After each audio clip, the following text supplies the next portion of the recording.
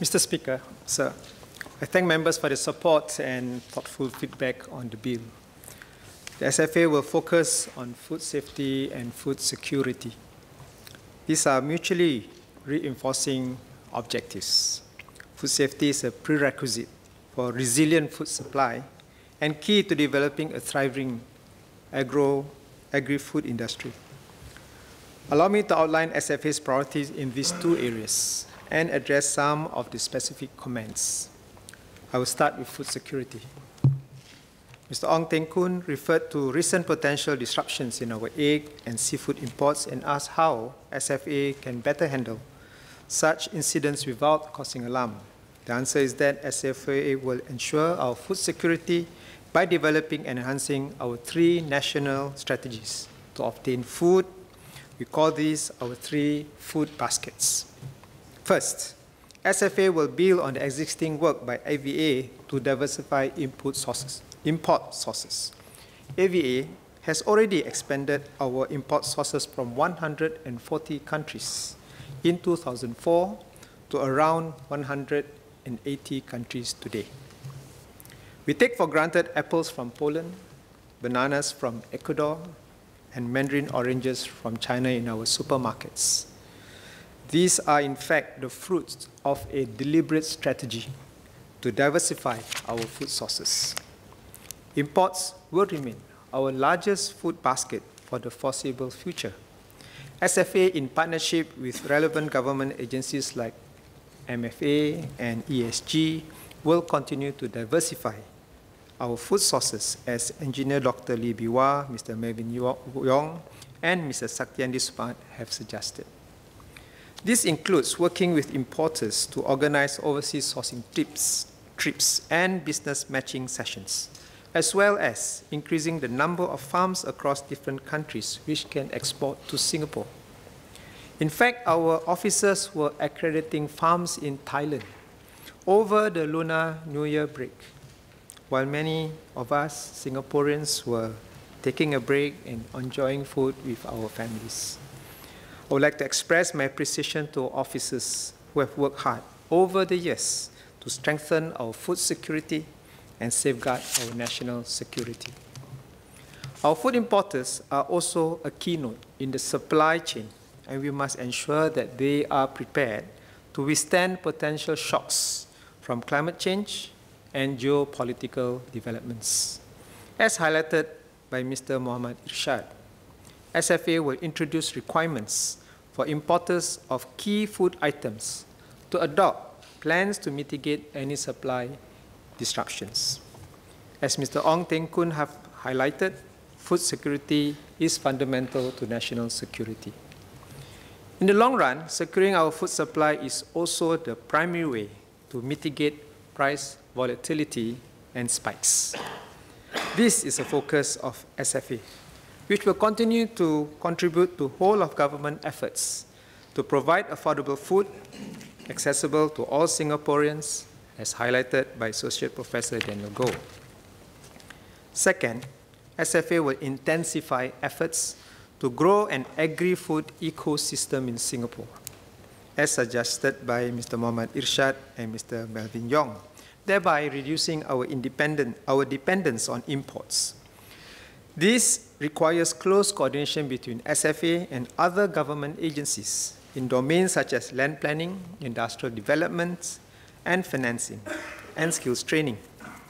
SFA will also partner our industry stakeholders across the food supply chain to catalyze industry transformation. Transforming the industry requires us to cultivate a generation of agri-specialists. AVA has been working with institutes of higher learnings, IHLs, in this area. One such initiative is the Earn and Learn program, a work-study program through which students from Temasek Polytechnic and Republic Polytechnic work at local farms and apply the knowledge and practical skills learned at school. SFA will continue working with the industry and IHLs to enhance manpower development for the agricultural sector, as raised by Mr. Melvin Yong, and create meaningful value-added jobs for our future workforce. Given our lack of natural resources, such as land and water, the future of farming in Singapore has to be one that is technology and R&D driven, climate resilient, and resource efficient with high productivity. Going forward, we expect to expand further into controlled environment agriculture in indoor vertical farming and deep-sea fish farming in our waters. We recognize the contributions by our existing farmers. They bring valuable experience, and we would like to continue working with them to improve Singapore's food security. We'll take a pragmatic approach by helping existing farms modernize. In addition to productivity, we will also prioritize the environmental sustainability of food production. As part of the MEWR family, SFA will work closely with NEA and PUB to find synergies in food production, water, waste, and energy. This will ensure that our local food supply will remain resilient in the face of wider trends, such as resource scarcity and climate change. Together, we can become a world leader in agri-food solutions, just like how we have turned our constraint in water to strategic advantage. Our water story, which members including Engineer Dr. Lee Biwa and Ms. Anthea Ong had talked about, is well known internationally.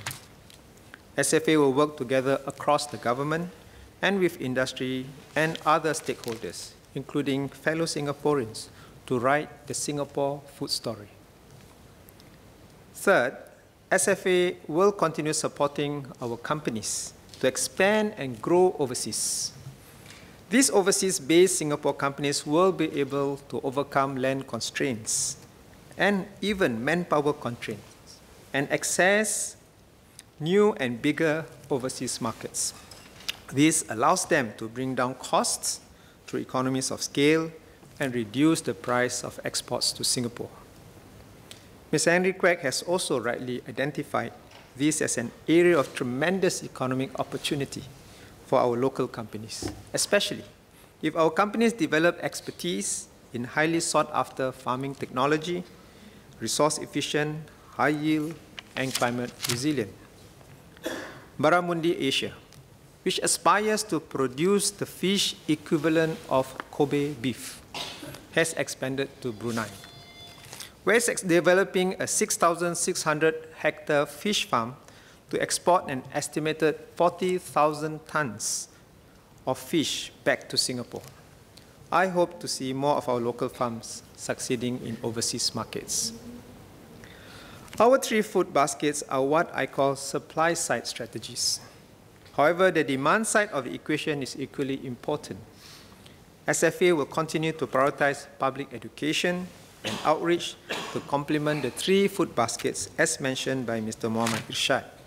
These include supporting local produce as suggested by Engineer Dr. Lee Biwa and Mr. Melvin Yong, and promoting the consumption of substitutes such as liquid eggs and more sustainable foods such as plant-based proteins as suggested by Mr. Gan Tian Po and Mr. Muhammad Irshad. I would also like to assure Mr. Saktiandi Supahat that even as we allow new food to come in, SFA will take reference from global standards, such as those set by the Codex Alimentarius Commission in permitting food additives for use in Singapore. Ms. Anthea Ong and Mr. Melvin Yong raised an important initiative which AVA and NEA are already collaborating on, reducing food waste. In fact, food waste is one of NEA's priorities in the year towards zero waste.